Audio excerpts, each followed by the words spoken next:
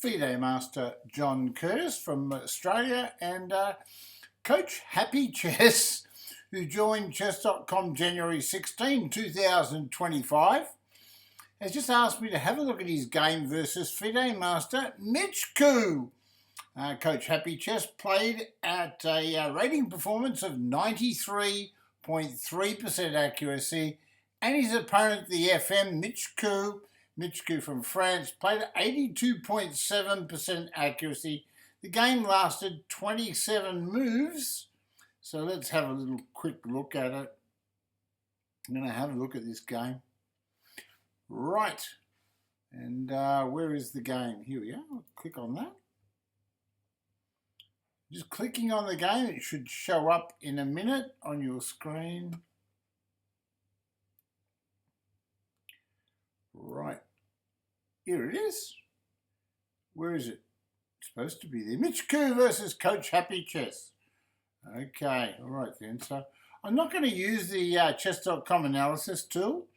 I'm just going to use my own brain, and hopefully it's working well, because I went to the doctors this morning and I was told that what I thought may have been a skin cancer on my head is not active. There we go. I've got a keratosis, but it's not a active skin cancer, which is always good news. We don't want cancer, do we? Let's have a look. Make sure you can see the board. Yes, you can. So let's start the game. Coach Happy Chess is playing the white pieces. FM michkoo from France is playing the black pieces. D4, Queen's Pawn opening. F5 is played by black. So he's playing the Dutch defence. You've got to know a lot about the Dutch defence when you're playing white. White by Bishop F4. Knight F6 is played. Knight F3 by white. D6 by black. And in this position you would think that, black's got some really good ideas. E3 is played. C6 is played by black. He seems to know what he's doing. Bishop D3, straight at him. G6. C3 is played. White's being very cautious and just preparing a nice pawn wall here. Probably with the idea of opening E4 if he gets an opportunity. Bishop G7. Knight B file to D2. He wants to play E4. Castles. He now plays the move H3. He doesn't like the knight going over here. King H8 is played. And now G4. This is very brave. I mean, really, this is like an engine move. It really is a absolute engine move, right? It's unbelievable. But it's based on logic. The logic is after pawn takes pawn and pawn takes pawn, bishop takes pawn, you may be able to generate an attack on the H pawn with the king sitting on the file. He played F takes G4, H takes G4, and bishop takes G4. Now, really, there is bishop takes G6, right? And now, white's got black's position looks fairly solid, but black's position looks terrible. White's simply threatening queen here, and the game's over.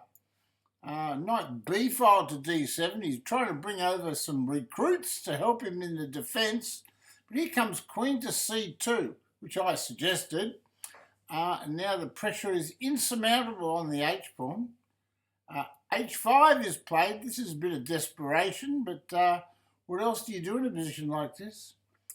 White just castled. I don't know about that being the best move, but it looks good.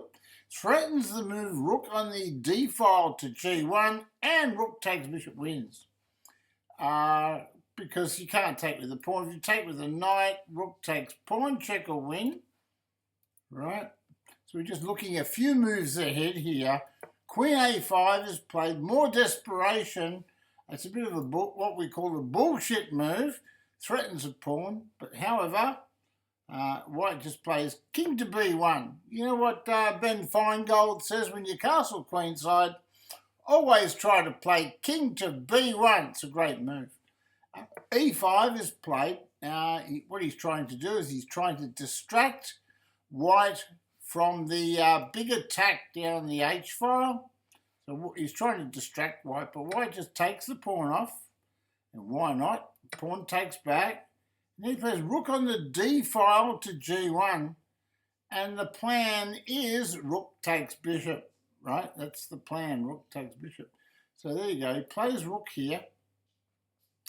Now, he takes the bishop because there's not much choice. And now rook takes G4. Now you can't take with the pawn because it's check. And if you take with the knight, rook takes pawn check will win the queen. But there's a big attack there, and white's threatening rook to G5. Okay, so what does he do? What does the FM do? Well, he plays pawn takes pawn. He just wants to take a pawn. White plays bishop H5. It's a killer move. Bishop takes H5. Knight takes H5. And now rook to G5 he played, which is a winning move. It threatens rook takes knight check.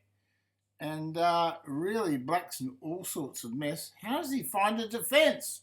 Well, he plays queen takes G5, doesn't he?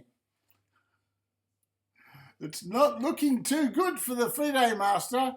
Knight takes G5. Knight to F6. He's finally been able to protect that knight. Rook takes H5. He says you can't have it because now if you take with the knight, can you see the checkmate? It's checkmate because the knight's defending the square. So that means king G8 is the only move. And now knight on the D file to F3. Well, he's not really perturbed about this, but I mean, really, you would want to take this pawn off. Anyway, he played knight D file to F3.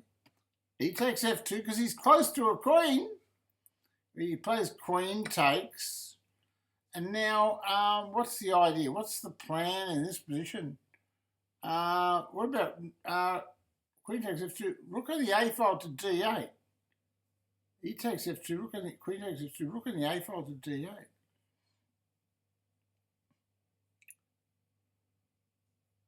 Why did he play that move? What's wrong with knight takes rook? Why doesn't he take the castle? He should take the castle, shouldn't he? Oh, if he takes the castle, there's a queen check. Oh, no, there's no queen check. Oh, I don't know why he doesn't take the castle there. Rook on the A file to D8. Maybe they're in time trouble. Let's have a look at the time. In this position, knight takes rook looks good.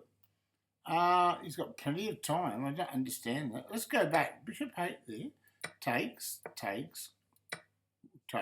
knight takes, knight to F6, rook takes H5, brilliant move, king to G8, forced, knight D file to F3, pawn takes pawn, threatening a queen, and now the best move would obviously be rook here to stop the or queen takes pawn. Rook there, and then take the pawn next move. He's not happy about that because of knight to G4. That's knight to G4 doesn't work. So knight, he takes F2, queen takes F2. Now he should play knight takes rook. Well, he's blind as a bat, this FIDE master. No wonder he lost. Rook on the A file to D8. Rook to H1. He thought, I'll save it if you don't want to take it off. There's no excuse for that because the FM had 1 minute and 42 seconds on his clock.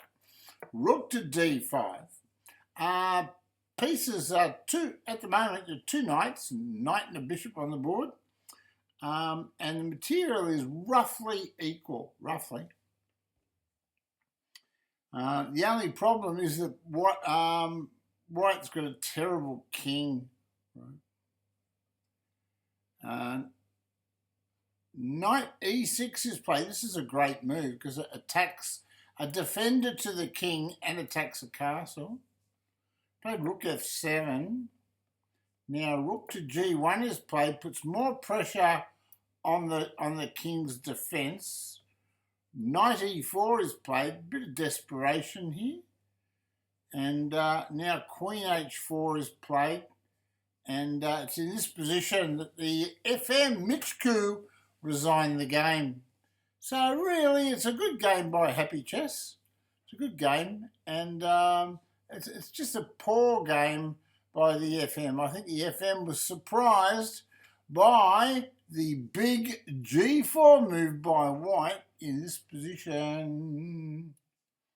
Looks like this move just here, the G4 move, this is pawn to G4. This was the position, and White played this fantastic move, G4. And G4 would not have been playable if Black had kept the king on G8, right? So obviously this move here was a bad move, king here. And G4 was a very strong move. Okay, so there we go. So that's the order of things.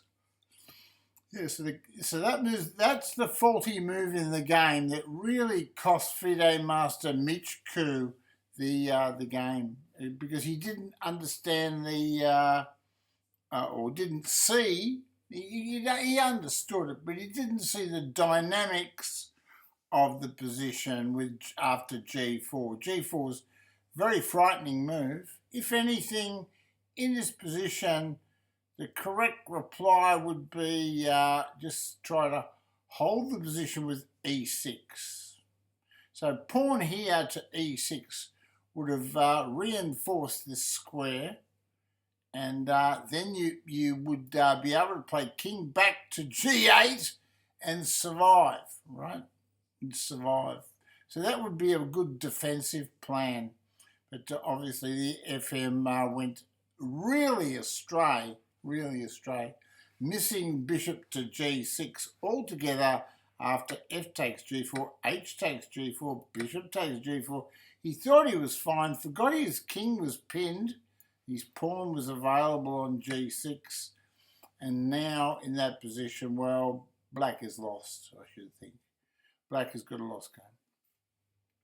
I hope you enjoyed this game between Coach Happy Chess, FIDE Master michkoo, and I hope Coach Happy Chess is subscribed to my channel, and I wish him well in all his future endeavours on his way to becoming a Grandmaster, like Grandmaster Teddy. See you later. God bless you all.